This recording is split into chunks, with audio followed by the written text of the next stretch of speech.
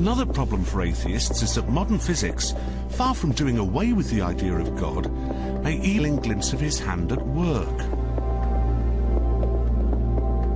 He believes, of course...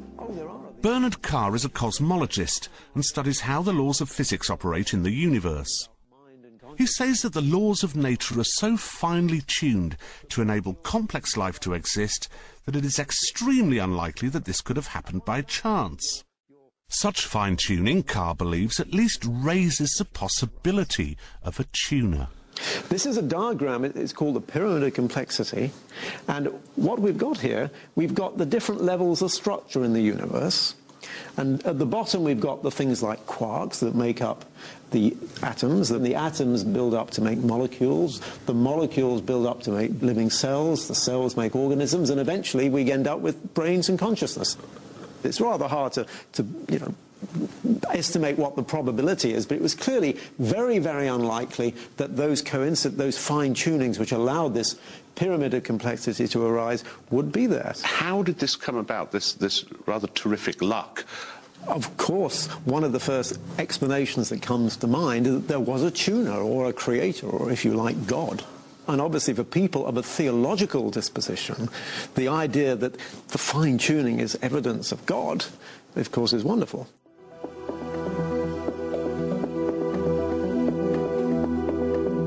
But of course there are other exciting explanations as to why our universe is so finely tuned. One such idea is the multiverse. We have the possibility that our universe might just be one of many, many other universes. This is called the multiverse. To the average layperson, the notion of the multiverse stretches the imagination to a far greater degree, even, than the notion of a divine creator. Well, that's a very interesting point, because if you do have millions of other universes, if you do have this multiverse, it's clear that you no longer need the creator, because you can simply say it's a selection effect that we have to be in one of the universes which allows us life to arise. Now, in that sense, I think you might say that the multiverse is the last refuge of the atheist. The multiverse is one of several atheist explanations for why we're here, but to me they're all about as provable as God or transubstantiation.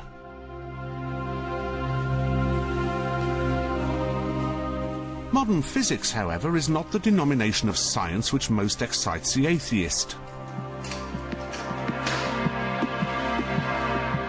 That place is occupied by a text that now has the status of a New Testament. Charles Darwin's Origin of Species. It is a fundamental reason why many become atheists in the first place. When did you first become an atheist? And I think I became an atheist properly at the age of about 16 or 15. And what was it? I suppose it was really understanding Darwin.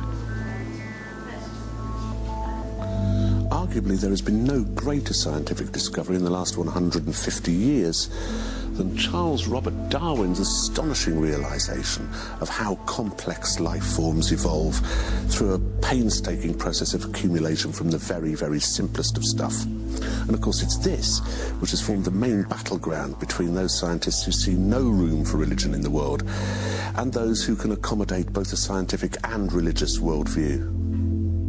For a century and a half, Darwinism has been atheism's trump card. But today, even its strongest tenet is under threat. How long do you think it'll take before Darwin is actually comprehensively rewritten and it is accepted as such? That's an interesting question. It could be rather rapidly. All major religions have insisted that man occupies a special place in God's realm. Darwin changed all that. He put mankind back into nature, a creature different from the beasts of the field, only through a complex, natural process. He was taking on the religious establishment and inadvertently giving atheism its first sacred text. Darwin brilliantly swept away that previously incontestable Christian truth that an organ as complex as, say, an eye could not possibly have arisen by chance. There must have been design. And Darwin argued, no, of course it's not chance. It's a gradual process of accumulation. In other words, he took on religious thought on its own grounds and won. And that's why atheists return to Darwin.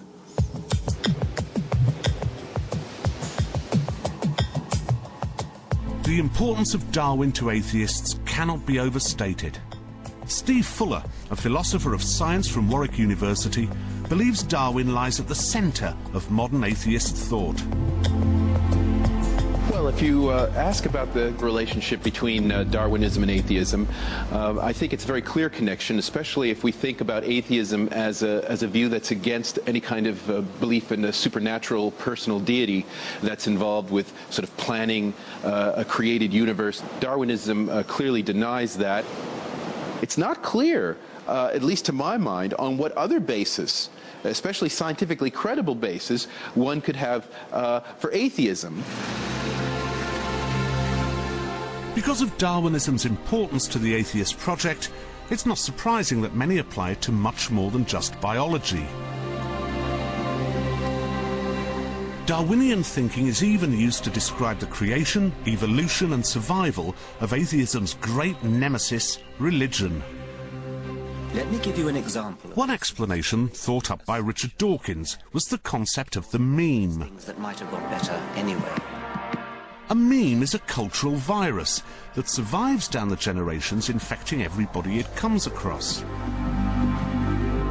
The religion meme survives not because it's true, but because it serves the useful purpose of providing comfort. If you look at what religions have in common, it very often is qualities which enable it to get passed on. Faith is a good thing. Mystery is something you shouldn't try to investigate. When you die, you will survive your own death. These are all viral ideas which are eminently spreadable, either because they have a kind of inherent spreadability in their own life. You could call them memes. Either they have inherent spreadability, or they are very appealing, and they spread because they're appealing. But is this Darwinian metaphor an accurate way of describing religion? I went to meet Dennis Alexander, an immunologist and practicing Christian, to see what he makes of it. Yeah. So far as I understand the explanation, it's that God, for example, has been able to replicate itself down the years like a virus. Do you find that a compelling argument? Well, not really. I think that, in science we use a lot of metaphors. We use metaphors all the time. And the point about metaphors is they get taken on by the scientific community because they're really useful. They do actual work. Physicists talk about black holes and things like that, and we know what a black hole is. I think the problem about a meme is it doesn't actually tell us anything. It's a sort of vacuous concept because it doesn't really apply to anything that we know about in real life. It's certainly nothing like a virus. It's nothing like, the way a virus gets into a cell. So people don't really think that these beliefs kind of infect them secretly during the night by something floating into their brains. This idea of a meme to explain away religion is a good example of the atheist's commitment to Charles Darwin. But I think they're pushing Darwinism too far, and I'm not alone. My concern about this is that it seems to be a scientific theory being expanded way, way beyond its acceptable intended limits. Darwinism here is not simply a philosophy of the emergence of biological species, but rather a way of understanding everything. Darwinism is universal. That's a very interesting position. It's one that I personally have some difficulty with, because I certainly do not see the Darwinian paradigm operating, for example, in the history of ideas.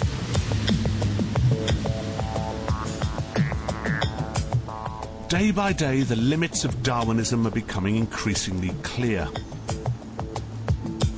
Atheists hold on to the central idea of Darwinist evolution with quasi-religious fervour. But the fact is that the theory is getting on a bit. It's now 147 years old.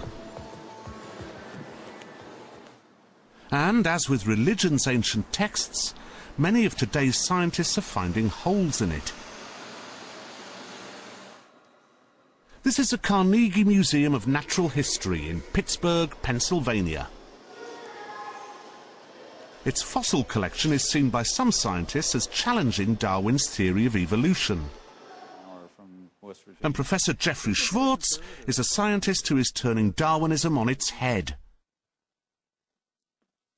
You might think he's a member of the evangelical religious right, but he's actually an agnostic. Here we see... Schwartz says the fossil record suggests that species can appear suddenly. What's interesting is that if we look at this specimen here, this is actually a cast of the most famous specimen, the first specimen of Archaeopteryx. Yes. And this has some features of dinosaur kind of things, if you will. It has toothed jaws. You can't see it in here. It still had teeth. You can see the feathers. So Darwin used Archaeopteryx as an example of an intermediate, something that's between reptiles and birds. Others said, no, this is just there, you know, popped out of nowhere. So the thing is that intermediate is really in the eye of the beholder. And Schwartz uses a modern understanding of genes to explain how new features, or novelties, appear suddenly as opposed to through gradual evolution. The theory that I proposed is that a so-called mutation in the broadest sense arises usually in the unexpressed or recessive state. And in modern biological language, we would say inactive. Spreads silently through the population until you have individuals with a copy of this novel potential for novelty. And then they produce offspring that has both copies. Boom, you get it. You get it. So within one generation? Yes. The spread of the potential for novelty may take several generations. The appearance of the novelty is like that. An hour from West Virginia. The dramatic point about the good professor's theory is that Darwin can only explain how novelty evolves, not where it originates from. The same applies to entire species. You could rewrite Darwin's most famous work on the origin of adaptation by means of natural selection. The Darwinian theory is that selection causes the feature to appear. But in fact, a feature can only have selection act on it once it appears. How long do you think it'll take before Darwin is actually comprehensively rewritten and it is accepted as such? That's an interesting question. It could be rather rapidly, but there are people in geology. Professor Schwartz's theories, of course, do not imply the existence of a divine creator. But they do rip at the heart of those evolutionists who use Darwinist theory to explain everything very simply as a gradual procession with a purpose. I'm pretty sure that sooner or later Darwin's theory will be superseded. Science is a wonderful human creation for explaining the world, but it is almost always incomplete. Its theories, which were once considered pure fact, revised or discarded. It's known as paradigm shift. One of the most fascinating things about the history of science is the idea of the paradigm shift. That scientists thought in one way, and then the force of evidence came to a point where they were forced to review things radically and start seeing things in a very different direction. The fact that science keeps changing means that its conclusions can never be absolutely certain. But what is important to atheists is not the conclusions, but the scientific method. Science does not know everything now. It doesn't know everything, but it's got an extraordinarily potent method, and everything it touches gives way. I mean, that's the extraordinary thing about science. You identify a problem, you bring the scientific method to bear on it, and it crumbles in front of your approach. It's a wonderful method. And humanity should be proud that it stumbled on a technique for discovering the truth. For 3,000 years, it thought it had a method of getting the truth, and it called it religion. But, you know, that's obviously impotent as a way of discovering anything about the world. But the past has shown that the tools of the scientific method, logic, reason and evidence, don't always lead to a better world.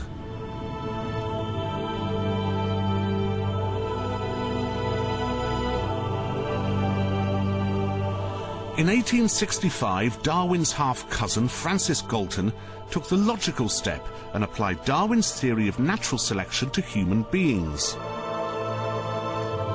Using logic and reason, Galton came up with a theory called Eugenics, and the results were a bit worrying.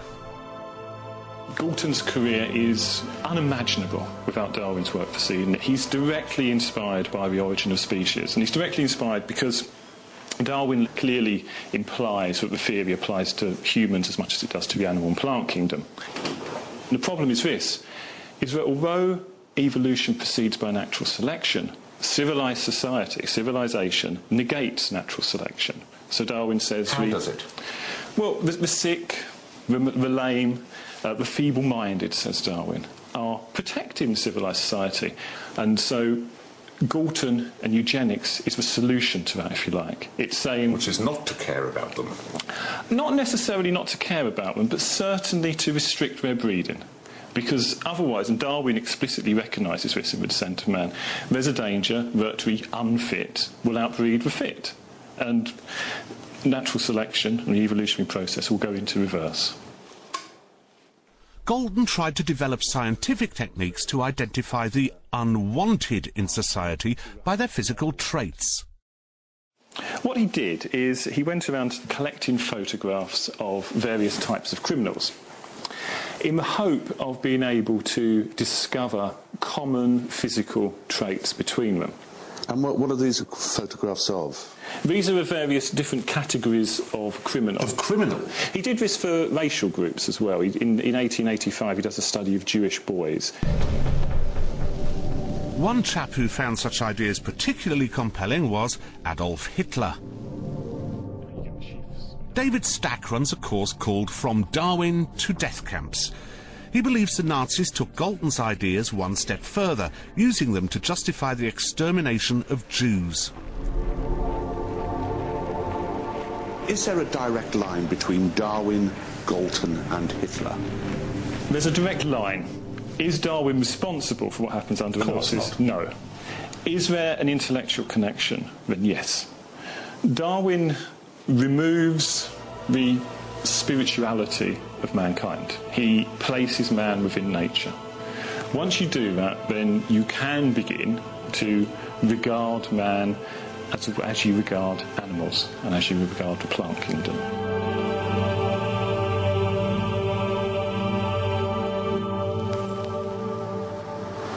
You'll find very few good-minded liberal atheists arguing the case for eugenics these days. But why not? What's the matter, boys? Scientifically, it is, after all, very difficult to argue against.